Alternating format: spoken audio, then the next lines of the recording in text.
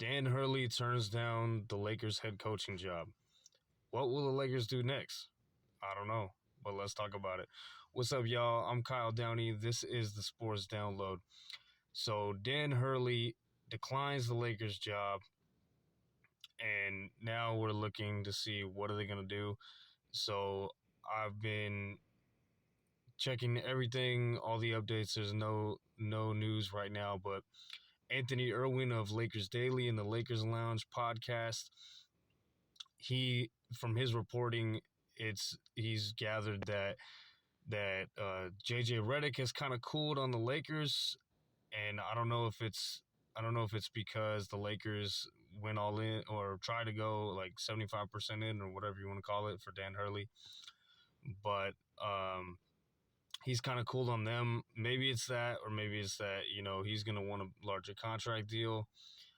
But the Lakers are kind of cooled on Redick before they pursued Hurley because they didn't like the fact that they had to wait till after the finals, which I think is kind of dumb too. I don't see why he can't just take the job. But so Irwin said right now maybe it's Borrego or Sam Cassell. And not that, I don't think Borrego, because he hasn't had winning success. Sam Cassell has a lot of assistant coaching success. I don't know that much about him. I don't know much about coaches, and I think NBA teams don't know a lot about coaches. I know what's available to me.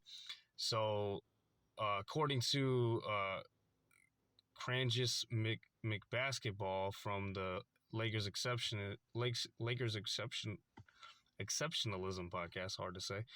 He likes Adelman and Micah Nori, and so Cranjis is really good with X's and O's. So he likes Adelman and Micah Nori. So I would be cool with Micah Nori or Adelman. He said Adelman first, Nori second. I'm cool with JJ number one for me because LeBron. I was gonna be down with Hurley. It sounded great, but what happened there is that the Lakers didn't offer him enough money. We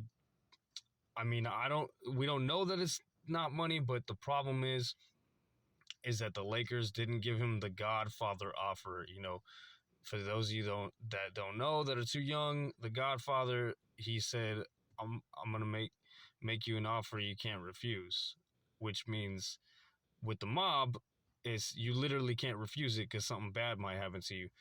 But what everybody uses it now is like, make the offer so good that you cannot say no, that you literally can't. It's just too much money. And the Lakers didn't do that. Cranjis McBasketball also was looking at the numbers comparative to how much he's making at UConn. He's going to be making 5 for 60 at UConn versus 6 for 70 what the Lakers offered him. And it's just not good enough. It would have been less money comparative to living in Massachusetts versus living in California. California, we really gotta fix our state taxes, but I ain't trying to get political. But it is expensive to live in California here. Love it. I'm a Cali kid, but it's expensive. So the Lakers should have offered him the 8 for 100 that was kind of floated out there, probably by Hurley's people. That's what they probably should have offered him. And then maybe he takes a job, but at least you can say you gave it your best shot. And they didn't give it their best shot. They didn't offer the most money. And I don't know if that's because Jeannie doesn't want to go that high or Rob made that mistake. But either way, that's the mistake, is that they didn't offer him money that he could not refuse, or that if he refused it, he would have looked crazy to everybody. So the Lakers looking bad right now, and Eric Pincus came out with a really good article about, are the Lakers cheap? Yes and no. Yes, they are cheap in the fact that they lowballed Ty Lue and they didn't give the Godfather offer to Dan Hurley, but they have invested in the teams before. But it's come down to just basketball decisions that weren't good. Bad basketball decisions, that's what it's come down to mostly. And so they are kind of cheap. They have a small front office. They don't have pro scouting personnel, which I didn't know that, where there's pro scouts that just go to watch other NBA talent around the league. So I think that's Genie is influenced by the way Dr. Buss used to run it. Dr. Buss would invest in players, but not really much in coaching and management, and that's what Pincus said in his report. But it's a different NBA now, especially with this CBA, this new agreement. It is a new, different NBA where, and if the Lakers aren't going to have as much money as the richest owners in the league, you don't have to be rich. You don't have to be the richest. The Mavs are in it. They don't have one of the richest owners. The Celtics are in it. They're above the tax, but I don't know how rich the owner is. But if Jeannie is not gonna like get some more minority ownership and sell some of the ownership, then she's gonna have to pay coaches and management. It's not the NBA that Dr. Buss ran in. It's teams are way smarter. That's the thing, is that teams are way smarter nowadays.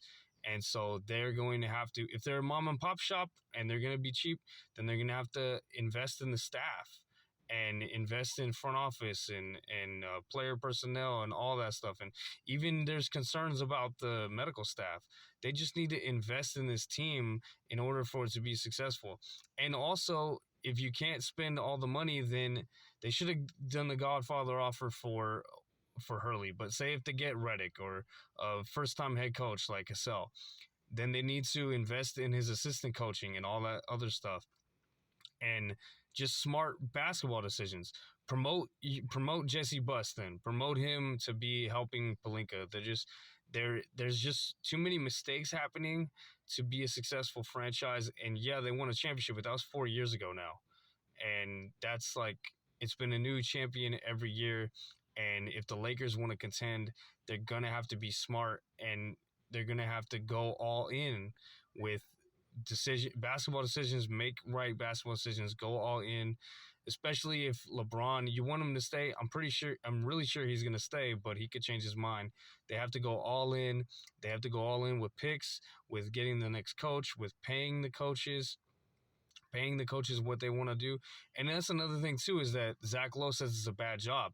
The Lakers' job, I would say, to take from Pincus, yes and no. I would say that the Lakers' job is not a bad job. It's a good job. You get to coach LeBron and AD, but it's a bad job where nobody's held it for as long as 3 years since Phil Jackson.